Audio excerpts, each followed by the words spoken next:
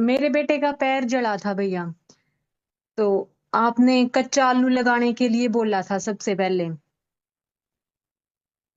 पहले कच्चा आलू लगाया। उसको ठंडक मिली, फिर आपने दर्द के लिए शहद में फिटकरी दे मिला के देने के लिए बोला था। उसको बिल्कुल आराम हो गया था, दर्द नहीं हुआ। वो 2.5 घंटे तक सोया था। उसके बाद फिर वो उठा, फिर से रोया, फिर से मैंने वहीं दिया था, फिर उसको फिर से आराम हो गया था। फिर आपने वो, मेरे को नाम का ध्यान नहीं, रतन जोत नारियल के तेल में लगा के मिलाने के लिए बोला था। वो लगाया था, उससे बिल्कुल ठीक हो गया था उसका पैर। और उसको 2-3 बार 104 बुखार हुआ था। आपने तुलसी अदरक का रस निकाल के शहद में मिला के देने के लिए बोला था। उसका बुखार 2 घंटे में उतर गया था। और अश्वगंधा, शतावरी और मिश्री का पाउडर बताया था आपने लेने के लिए। मेरा वजन से 30 किलो था, और अब उससे 50 किलो हो गया। 13 किलो वजन बढ़ गया है मेरा।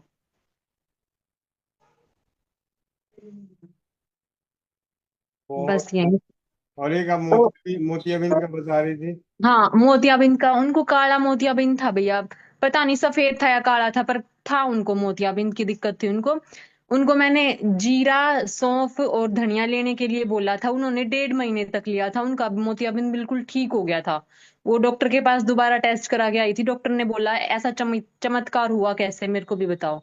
तो 1.5 महीने में बिल्कुल ठीक हो गया था उनका मोतियाबिंद। जी।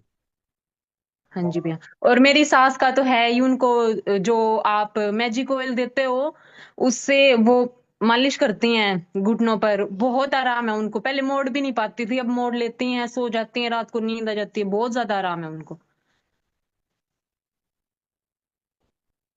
ब- बहुत बढ़िया। और ये जो आपने मोतियाबिंद वाले इलाज जो जिसको बताया आपने, ये जानकारी कहाँ से ली?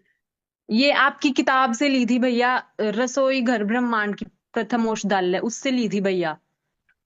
अच्छा। तो हाँ उसमें जी। उसमें आपने कैसे ढूंढा? उस किताब में कहाँ पे कैसे लिखा हुआ था, कैसे ढूंढा आपने? शायद आंखों का लिख रखा होगा, मोतियाबिंद नाम से ही दिखा रखा था शायद। पेज नंबर लिख रखा है उसके सामने। या फिर जीरा धनिया सौंफ से ढूंढ सकते हैं। इस तरीके से ढूंढा था मैंने, आंखों का ही देखा था। आंखों में मोतियाबिंद ऐसा कुछ लिख रखा है उसके सामने। फिर उसके 3-4 इलाज बता रखे हैं अलग अलग। तो मैंने जो सबसे आसान था वो ढूंढ कर बताया था उनको। जी बहन। हाँ जी। ऐसा जैसा कि अभी बहन बता रही है, तो ये पुस्तक है रसोई घर ब्रह्मांड की प्रथम औषधालय। जिनके पास भी ये पुस्तक है, कोई भी समस्या है, जैसे यहाँ पे मोतियाबिंद है, तो जब इंडेक्स में जाते हैं तो इंडेक्स में लिखा हुआ है यहाँ पे मोतियाबिंद। हाँ जी भैया। ठीक है।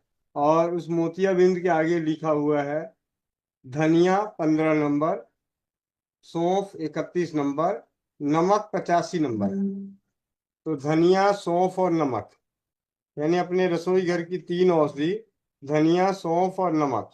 तो सबसे पहले 15 नंबर पे धनिया अगर देखते हैं, तो इसमें लिखा हुआ है कि मोतियाबंद अगर प्रारंभिक अवस्था में हो तो पीसी हुई सौंफ, धनिया और भूरा बराबर मात्रा में मिला के 2-2 चम्मच नित्य 2 बार पानी से फंकी लेते रहना चाहिए। ठीक है।